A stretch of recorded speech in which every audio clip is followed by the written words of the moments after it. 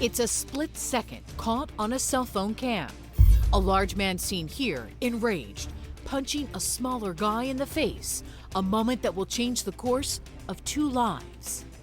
What led up to the photo of the vicious beating? It all started when 18-year-old Mason Deal was driving down a road where 2 lanes merge into one. The big man pulls in front of Mason, causing the 2 cars to bump each other, and all hell breaks loose. Physically pulled Mason out of the car and just started pummeling him.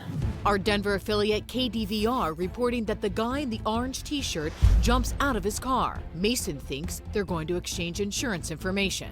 Instead, the bully unleashes his fury on the teen. It's unfathomable to me that somebody can do something like that to a child. He just left my son laying in the middle of a road. Mason wakes up in the hospital with no memory of being punched senseless.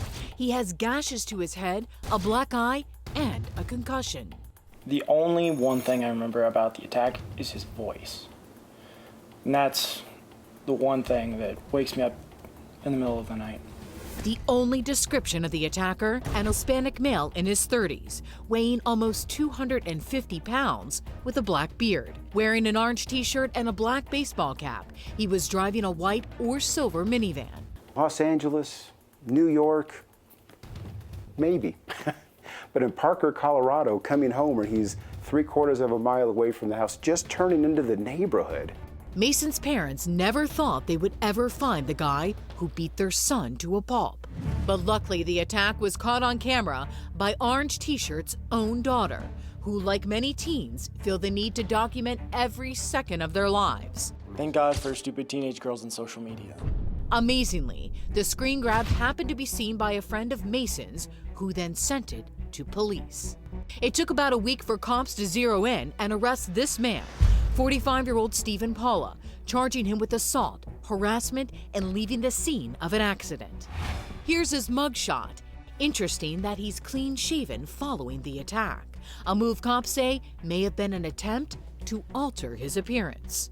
If we didn't have that one image, we would be sitting here today wondering who did this. Now, a year and a half after the attack, here's Paula's daughter taking the stand at her dad's trial. You did post it on social media, though, is that correct? Yes.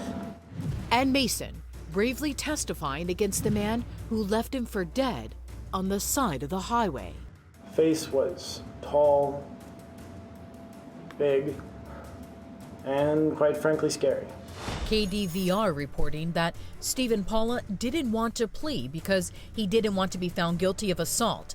And that's not all. Paula refused to take the stand and face jurors, ignoring reporters' questions in the hallway. Stephen, can I ask if you now take responsibility for the road rage assault? His defense attorney saying he was just protecting his family against a would-be attacker.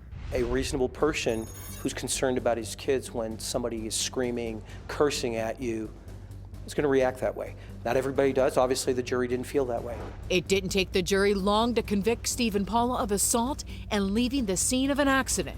He was acquitted of the harassment charge. His attorney told me he didn't want to plead because he didn't want to be found guilty of assault.